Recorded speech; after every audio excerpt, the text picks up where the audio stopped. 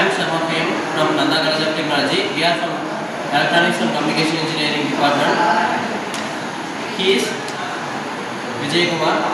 He is Karpsami, Kriti Verma, Yogesh Yes, TK Indian. This is our project. RFID based IoT safety system. In this we are using two concepts. One is driving license based authentication. Consider it as a driving license.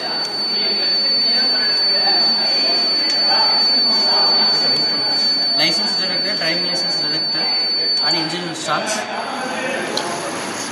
Next, alcohol detection.